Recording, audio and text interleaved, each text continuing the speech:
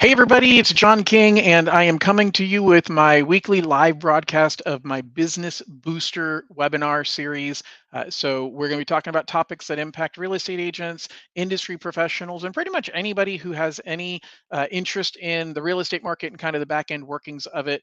Different topics that we're going to be covering on a weekly basis. Today, my topic is going to be a very pertinent one to today's market, and that is tips to getting your offer accepted.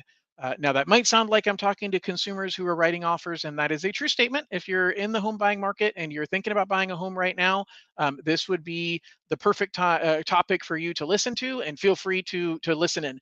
But I'm going to mostly be speaking to real estate agents and collaborating. So, those of you who are on here live, please feel free to post any ideas that you have into the comments, and I will be able to share those and we can collaborate with one another. And if you're watching this afterwards and you're catching it after the original broadcast, then feel free to post in comments anyway, and share the wealth, because a rising tide floats all boats. And I think helping our peers, really, for those of us who are committed to doing this the right way, we can really help each other out. And if you're willing to share your secret sauce and other people are willing to share theirs, the truth is you're rarely going to be competing on the exact same property, but you are helping to grow the skill set of all of your peers. And that's really what I'm hoping to help facilitate. So, again, today's focus is tips to getting your offer accepted. And I'm looking forward to sharing some great ideas with you today and getting some great ideas with you at the same time. So, let's talk big picture. It is a seller's market. We understand that. We understand that there are way more sellers right now, excuse me, way more buyers right now trying to buy homes than there are sellers that are selling homes. Now, I do feel like the market is shifting a little bit. I don't think buyer demand is dropping, but buying power is absolutely dropping. And what we're seeing, I don't have buyers that say, forget it, I'm not willing to buy. But I have buyers that were already searching at their limits. And if their limit was, hey, I can only afford a $3,000 a month payment, and that $3,000 a month payment has me at, a $550,000 purchase price. Well, the problem is, with interest rates having gone up as much as they have over the last few months, now that $550,000 purchase price might equal only a $500 or $475,000 purchase price for the same monthly payment that they're eligible for. So we are seeing a little bit of a pullback on the buyer's side, not because of willingness. I'm not hearing buyers say, I'm not willing to buy because rates have gone up. But that person that was shopping between 500 and 600,000 now has to start shopping between 450 and 500, simply because interest rates have gone up. So I'm seeing a little bit less demand. I don't see that lowering the balance or changing the balance between buyers and sellers overall. We still don't have enough sellers. We still have a lot of buyers. And if you haven't seen it, on my YouTube channel, I have a video that I posted a few weeks ago about what I think is going to be the future of the housing market. And I talk about what's called household formations. And household formations, hey, I got a love. I don't know how I see that. Oh, I see that right there. Perfect. All right. Somebody give me a love on my thing. Thank you, Jen. So that was the first time somebody gave me a love icon on Facebook, and so, or at least on the live broadcast. I'm super excited. It's little things in life that get me super, super excited. Anyway, Shannon got me distracted. I don't think that we're going to see a change. I don't think we're going to see prices dropping at all. And what I talk about in that video about the future of housing prices is I talk about household formations. And household formations is not slowing. We're going to have a lot of demand of people needing to buy homes. It's just going to be shifting a little bit what price range they're looking at. So I want to spend today talking specifically about what things we can do to help our buyers get qualified. And the first thing I'm going to talk about is what inventory you're looking at on the market. I think a lot of buyers are going into home searches and saying, oh my gosh, I want to see the most recent home that's gone on the market. And if you're putting a cash offer, or if you've got a super big down payment, then there's a really good chance that you're going to be able to write that offer and rise to the top of the competition when you have a significant number of buyers that you're competing with. But sometimes you're not in that position of having the prettiest offer. Sometimes you don't have as big of a down payment as some of the other people. Sometimes you have very little down. Sometimes you're going to have more contingencies. And so, one of the first simple strategies is focus on properties that are either stale, meaning that they've been on the market for more than a couple, 3 weeks, or focus on properties that are back on the market. Okay. Because a property that has sold and then fell out of escrow, that seller's mindset often is all they've already moved out. They knew that they had gone through all the open houses, they knew they had gone through all the showings on their property, and now mentally they've moved out of their property and the buyer just fell out and the house is back on the market. That seller is more likely to accept an offer that matches the terms they had already and get back into escrow. Speed is more important to that seller because they already did all the haggling in the market. They already found the highest offer. And in their mind, they've checked out, they've moved out, but their house went back on the market. So it's a really good opportunity to get as a realtor, make sure you're focusing your less attractive clients. Now, I don't mean physically attractive, but I jokingly use the example of, hey, there are some buyers, their qualifications make them kind of the ugliest person at the dance. And you got to figure out, how do I make myself more attractive to potential suitors so that I might be, not necessarily the least attractive and I might get an opportunity to be selected. And that's really what we're looking at here. But if you've got a house that is stale, or you've got a house specifically, more importantly, that's back on the market, if you strike quickly the moment it goes back on the market and you're able to write an offer similar or a little bit above what they were on, that what they had been in contract at, the seller, in my opinion, is highly likely to just accept that offer and move right along. So that's a really good strategy to pay attention to, and you'd be surprised at how many homes go back on the market. Just a quick reminder, as I'm getting more and more people that are watching live, please comment. By the way, I'd love for everybody to give me a shout out just to say hi. I want to make sure my comments are working. So if you are watching live right now, just give me a hey, John, or a you're absolutely amazing, John, or anything that you think is a true statement. Feel free to post on there so that I know that the comments are working. And I would love to get your tips. I'm going to share some tips along the way, if I get any from the audience, on things that you think we can do to help make our offers stand out and get our offer accepted. The second thing I want to talk about seems pretty simple, but it actually is, I don't hear people doing it enough. And that is submit a backup offer. Because you've got a home that you loved, you wrote an offer on, and the seller picked somebody else. Make sure that either you as a realtor or you as a buyer tell your realtor, hey, can you put this in as a backup offer? I look so pretty, John. Thanks, Beth. I appreciate that. So Beth says, thank you for the comment, Beth. I appreciate that. All right. So submit backup offers. We forget about that. We think we lost, forget it, I'm moving along. It's not a lost cause. Because again, remember I said earlier, my first bullet point was look at homes that are back on market. Guess what? As a backup offer, it'll never go back on the market because you're in backup position. And so if that first person is unable to perform, then the seller goes to the person in the backup position. Something to pay attention to that I don't think enough people are thinking about. This one's going to be really obvious, but make sure that your buyers, if you're a realtor, make sure that your buyers understand this is a market that you have to be willing to pay over list price. I think I do my best to explain to all of the buyers that you refer to me how this works, to give them another source of confirmation that, hey, it's not just your realtor saying you should spend more on this home, but it's you. You should. It's me explaining. Oh, by the way, appreciate that. Randy says, "Love you, buddy. I love you too, Randy." Tom says, "Good insight." Appreciate that, Tom. Thank you for the post. As a matter of fact, you're the first LinkedIn comment that I've received since I've been doing this for a couple of weeks. So I appreciate you confirming for me that the LinkedIn comments work. Thanks so much. Be willing to pay over list price is common sense to us in the industry. And we all too often take it for granted that our buyers understand that. And they don't. And they need to understand that the list price often is a starting point. And in today's market, with as much as prices have been going up, if you're willing to pay over list price now, that's actually going to be a deal for what prices are going to be down the road. Because whatever this house sells for, the biggest thing somebody's worried about, by the way, is overpaying. They don't want to pay more than market value. I hear that all the time. I don't want to pay more than market value. Ladies and gentlemen, the definition of market value is what the person most recently was willing to pay for a similar home. The price that you pay for this house right now, the moment it closes, becomes the market value. You cannot overpay when the price you are paying sets the bar of the definition of market value. So that's a really important concept that people miss, but we have to explain it to them because there's a lot of expectations. We have help from parents and friends and other family members that say, man, I haggled on my home and I got it for less than what they were offering or what they listed it for. We've got to change that dialogue and change that mindset early in the process. And I think if you mention it early and then they lose one or two understanding, hey, we weren't just trying to get you to pay more. Your commission doesn't really go up very much by you offering 10,000 or 20,000 more. It's about helping them accomplish their goal of getting into contract. So be willing to pay over list price.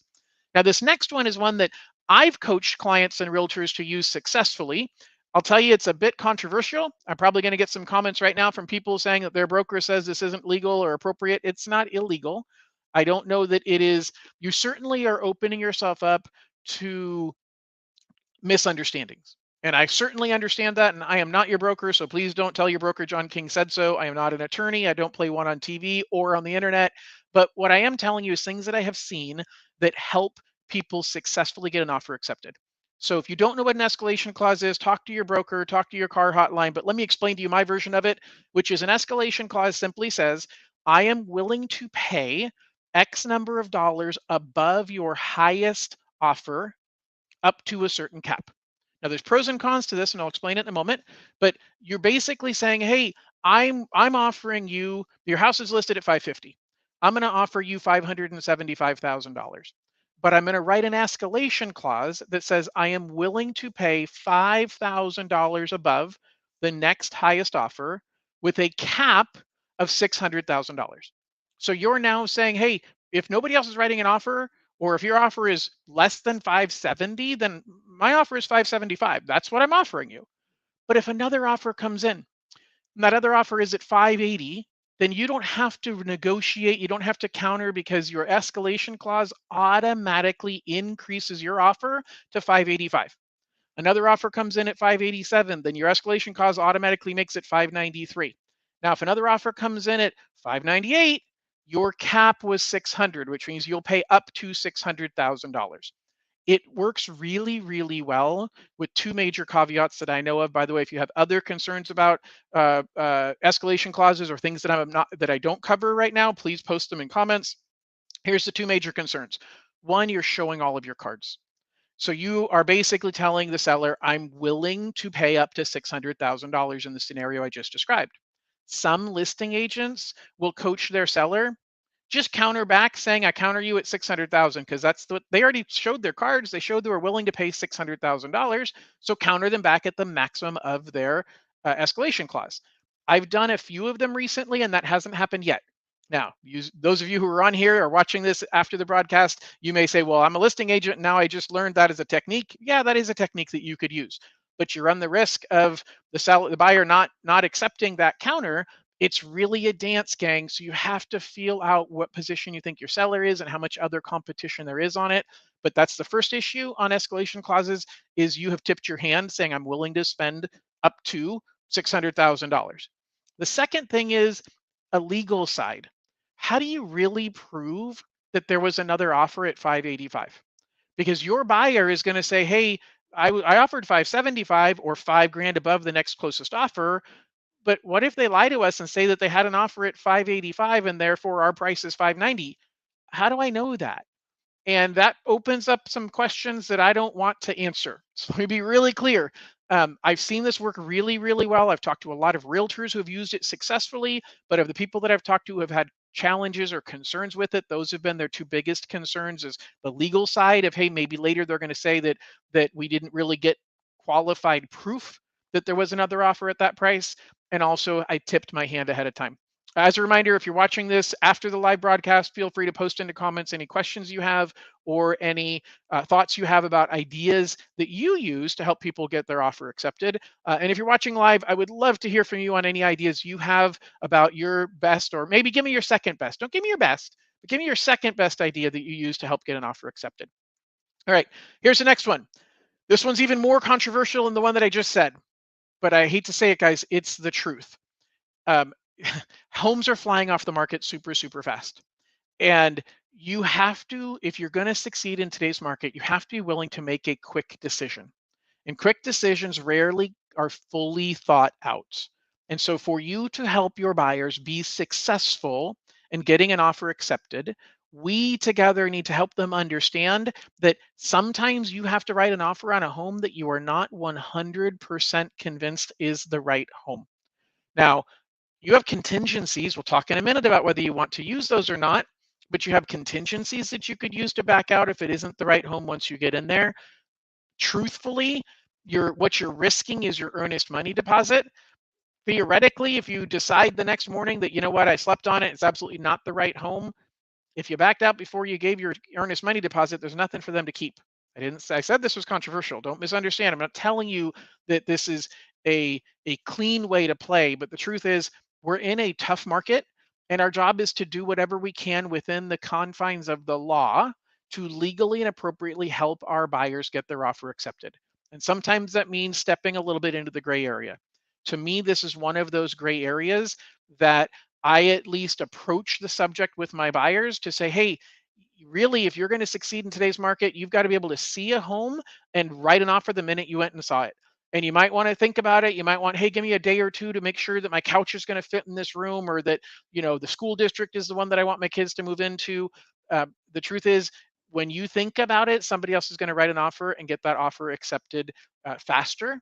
Here's the other thing I'll tell you, and I actually didn't include this in one of my tips, but it is one of the things that I used last year. I bought a home last year and then I sold my home. And one of the things that I used last year was a short timeline for the seller to respond. Now, mind you, my buyer, my agent called the listing agent and said, hey, when are you guys reviewing offers? We saw the property on a Saturday morning. And they said, we're reviewing offers on Monday because we've got some buyers coming up from the Bay Area to look at the property on Sunday. We're reviewing offers on Monday. We wrote a super strong offer on Saturday afternoon, and we gave the seller 4 hours to respond. Now, the seller said they wanted until Monday, but we didn't give them that. Now, could they just ignore my offer? They could have. But I wrote a super strong offer and I gave them 4 hours to respond, and they accepted. And I found out later they didn't want to have to leave the house on Sunday for the open house. They would rather stay there. There's times when you just have to do something a little bit different.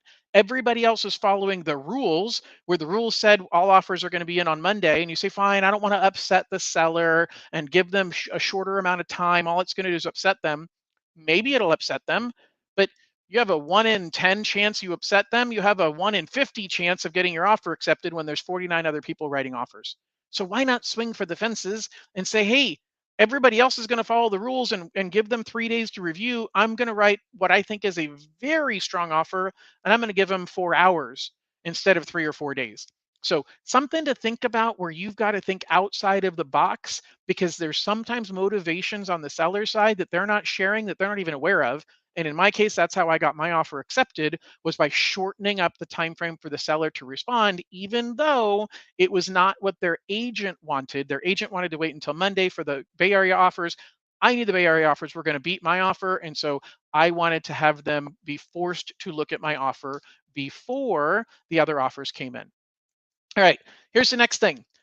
Be ready to close quickly. A 2-week close is ideal. Now, how do we do a 2-week close? It means that we have to get the loan pre-underwritten, which helps a little bit with the optics. I actually had a video last week, so if you go back into my YouTube channel and you look at my historical live stream broadcasts, you will see that I did a video on how to close a loan in 14 business days, 15 days, whatever the heck it was. So I talked through the process, spent a half hour explaining how that whole process works. But the key is be ready to close quickly. If you want details on that, go back and watch that video. But let's get your offer pre-underwritten. Let's write short escrows and be willing to close in as little as 2 weeks. Here's the next tip. Be willing to write an offer without contingencies. That's a big risk. It's a huge risk. Maybe you only write it with one contingency. So the offer that I wrote with no appraisal contingency, and I'll explain in a minute why appraisal contingency isn't as big of a deal as you think it is. And I wrote an offer with no loan contingency. I knew my loan was going to get qualified. I wasn't worried about it. And the truth is, 99.8% of the loans that we submit to underwriting at Summit Funding across the country are approved. So if we've sent it to underwriting, we do a really good job of making sure it's a deal before we send it to underwriting. So you're not that much at risk from a loan contingency perspective as you think you are. So writing the offer without a loan contingency, you have less than 0.5% chance of that falling apart, because 99.8% of the loans that we submit to underwriting are approved. So that's a pretty strong statistic to say maybe you don't have a loan contingency. We'll talk about appraisal contingency in a minute. The only contingency I had was an inspection contingency, and I wrote a short timeline. I wrote a 5-day inspection contingency on a 14-day close of escrow. Remember, and I wrote what, I don't know, $25,000 over asking price, and I covered all the fees. I don't know if I talk about that in a little bit, but I think I talk about that. Um, yeah, I did. I'll talk about that. So I'll cover that in a minute. All right, so let's keep moving through. I got about 10 minutes left on here. Remember, if you have any questions or any thoughts about tips, please post them into comments. If you're watching live, I'll bring them up on the screen. If you're not watching live, then post them and we'll talk about it after the fact and we can comment there. So here's the one that I don't find many realtors using, and it's called a pass-fail inspection contingency. And you got to word it correctly. Talk to your broker, talk to the car legal hotline about how to word this. But basically, what you're telling the seller is, hey, I want an inspection of this home, but I am not going to nickel and dime you. I'm looking for big problems. And so I promise you, my inspection contingency is not going to come back with you needing to repair anything. I'm either going to buy your house in its current condition or I'm going to back out. So I want a 5-day pass or fail only inspection contingency. That allows for the seller, when communicated properly and written properly, to feel confident that, okay, it's a tough market. People are not going to back out of a home unless there are major problems with it. And we're not worried about there being major problems with the home. And they're not going to nickel and dime, because that's why it's called a pass fail inspection contingency.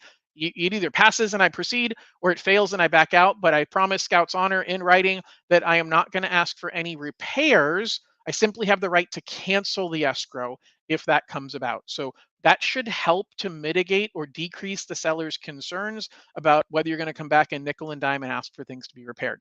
All right, so let's talk about low appraisals. First of all, writing an appraisal gap clause into the contract is huge, and I don't see it enough. You've got to address the issue. It's the elephant in the room. It's the concern the listing agent has that says, hey, I listed this at 600,000 because that's what the most recent comps have come in at, and you're going to offer me 630, but I'm afraid it's not going to appraise. And writing a clause that says willing to pay up to $30,000 over appraised value, not to exceed contract price of 630, basically says, hey, if the appraisal comes in lower, we will cover the difference. Here's the thing, there is appraisal gap insurance. It's really just mortgage insurance. If a client is putting more than 10% down payment, there's some wiggle room where we can build in a smaller appraised value without them having to come up out of pocket. And let me give you super, super simple numbers here. We're going to imagine that you wrote an offer on a home and your offer was at $100,000 purchase price. Yes, these are pretend numbers in fairy tale land. You write a $100,000 offer, and the borrower is putting 20% down. So therefore, they are borrowing $80,000, and the appraisal comes in at 90 grand. Most buyers, and as a matter of fact, most agents would say, okay, well, then you've got to pay the $10,000 for the low appraisal and still put your 20% down on the $90,000 price, which really means you're putting $18,000 for the 20% down and 10 grand for the gap. You're coming up with $28,000 in down payment when you were originally expecting to only come up with 20. People don't have that extra money. But here's the truth. The truth is, in that scenario, I can still loan you $80,000 on a home that's appraised at $90,000. It's just your loan amount of 80 grand is at about 90% of the appraised value instead of 80% of the purchase price. So you're going to have mortgage insurance. You don't need any extra down payment, but you're going to have mortgage insurance. And then my clients say, John, I don't want to pay a monthly fee for mortgage insurance. You don't have to. You can pay a one-time fee that's anywhere from 0.5% to 2% of the loan amount.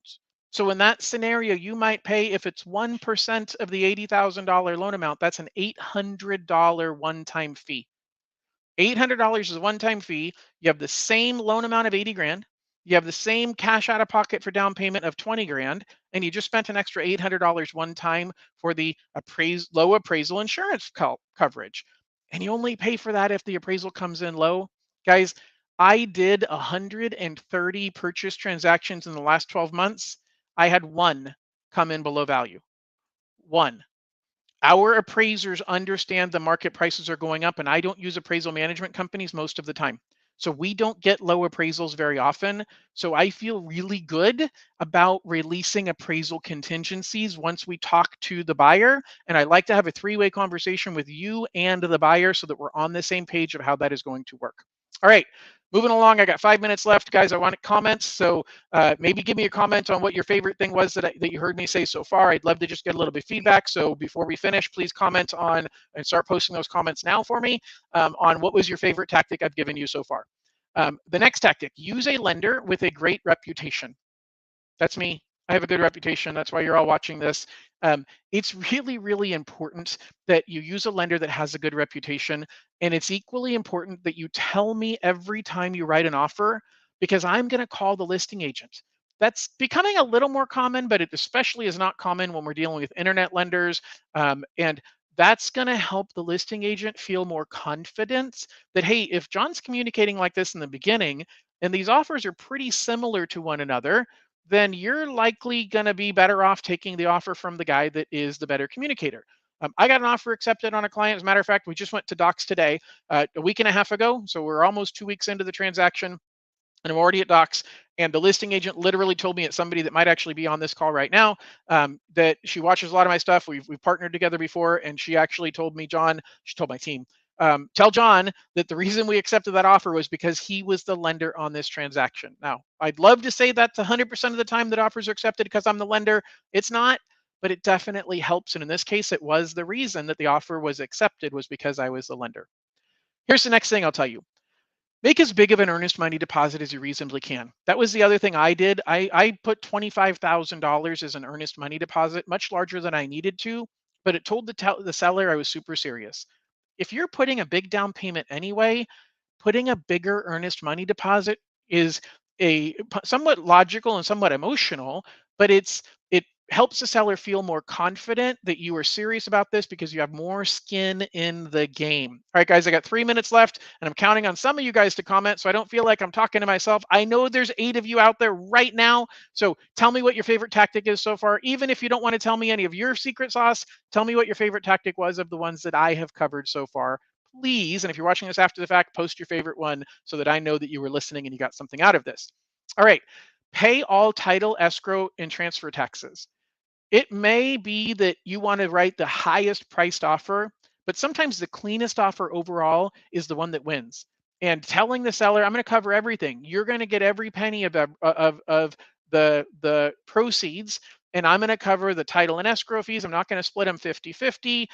That can be very, very helpful. Offer free occupancy to the seller. Now, I have some people that says, well, the seller doesn't need any extra time.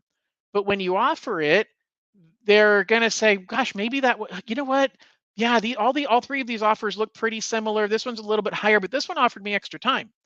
And I know I didn't want extra time, but the more I think about it, that's actually pretty nice. I'm going to accept this one. Some people are not born negotiators, born hagglers. They want to accept what's in front of them. And so if you give them something really attractive in front of them, yes, they could have countered the other people to say, hey, I want that, will you offer that too? But it isn't common, or at least it's not as common as we think. So if you can give them everything you think they might want in the beginning, they're just going to accept what you had given them. I've got one more tip, and then I've got 5 comments from people, and I'll go through those. Write your offer with the largest down payment you can afford. Now, here's the deal. This is my last controversial statement. I will end with what could be big controversy, and I'll probably get 22 comments about this. But hey, we got to do what we can to get our offers accepted. In the state of California, the new car contract that came out back in December clearly says that the buyer has the right to change the terms of the loan, and the seller cannot deny the offer if it changes. So you can write an offer saying, hey, I'm going to put 30% down. You better have the 30%. You better be able to show proof of funds. You better be willing to do it if your loan got denied for a smaller down payment. but you can write an offer saying I'm putting 30% down and do a loan with 10% down, because it is not illegal to change the terms of your loan, and you do not have to notify the seller. It says it in the car contract. I am not an attorney. I don't pretend to play one on TV, but I read the contract. I've talked to people who've read the contract. You don't have to write your offer disclosing your exact down payment. You just have to prove that you have the money to do the down payment that you're disclosing. But disclosing a larger down payment makes your offer look better in the eyes of the seller and the listing agent. So write the offer with the largest down payment you can afford, even if you don't intend to put that much money down. All right. So Kathy asked about, she came in a little bit late, but she said, how about underwritten loans? Yes, Kathy, I agree. Yeah, and you corrected it, loans. I got you. So pre-underwriting the loans is in here. If you go back through and watch, you'll see that's one of the things that I talked about, and that is super, super important. Beth says she's had success with the escalation clause, with the appraisal gap, and most important, using my name. Thank you, Beth. I appreciate that. Randy said he is writing an offer right now, removing the loan and appraisal contingencies based on what I just covered. Randy, hopefully it's my client. And if it is, let's talk about it before we do that. But I think 9 times out of 10, you are A-okay doing that. We just need to have a conversation. We don't want to set ourselves up for failure. So don't take anything I said as a blanket answer across the board. But 9 times out of 10, the loan and appraisal contingencies are not necessary. And you absolutely need to put your best foot forward and do what you have to do to get that offer accepted. So call me. If you have somebody that's approved with a different lender, shame on you. No, not shame on you, but ask them if they want a second opinion. Forward this video to them so that they can watch it. If you came in late, then it'll be posted on my YouTube channel. You can watch it on YouTube, youtube.com/John Lone King, and help give your buyers this information so that they can reach out to me, because it is my reputation that can make a huge difference in helping you get an offer accepted. Okay, tomorrow I am doing my Financial Friday live stream, and I'm going to talk about first-time home buyer tips. First-time home buyer tips. So if you are helping first-time home buyers, or if you have first-time home buyers that you know need this information, the Thursday webinars are focused on realtors. The Friday webinars are focused on consumers, on buyers and homeowners, but I want my realtors to attend as well. So tomorrow, Financial Friday live stream, and that is, I said live steam, so I typoed that. You know what I mean. So it is, if you go to www.financialfridayslive.com, www.financialfridayslive.com, or you can simplify it by emailing me and I'll get you the link. But if you go to my YouTube channel, it's right there on YouTube. So youtube.com/John Lone King. Next Thursday, I'm doing another live stream, and I have my live stream for next Thursday banner here somewhere. Give me 10 seconds and I'll tell you. Next Thursday's Business Booster, I am going to discuss, hey, it's right there, perfect. How to help your clients make decisions when they're paralyzed by fear. Guys, it is a scary market. There's a war going on right now. I said this in one of my videos recently. We are dealing right now with an unprecedented times. And I know I'm a couple minutes over, but I got 80 is still with me, so I think I'm okay. We're dealing with unprecedented times. We are dealing with an oil crisis like we had in the 1970s. We're dealing with inflation like we had in the 1980s. We're dealing with the stock market pullback like we had in the late 90s. And we're dealing with a housing affordability issue like we had in the early 2000s. All 4 of those things at the same time. And we think that the Fed's going to push us into a recession. If that's not enough to paralyze somebody with fear and to be worried that, hey, I don't know if now's a good time and I'm not sure how to make a decision, we've got to help people make decisions. That doesn't mean you're selling them on something they don't need, but people get in their own way and we've got to help them get out of their way. So next Thursday, my Business Booster webinar is going to be on how to help people make decisions when they're paralyzed with fear. Tomorrow, my Friday live stream is going to be on first-time home buyers. You can sign up for both of those just by going to rsvpwithjohn.com. Thank you, everybody, for sticking with me. Please post any comments you have about anything. Please like and share. If you haven't subscribed to my YouTube channel, please do. That helps me a lot if you subscribe to my YouTube channel. And I am looking forward to continuing to be a great resource and to bring you great content like this. Just keep sending me your buyers. Guys, have a great week. We'll talk to you tomorrow. Bye.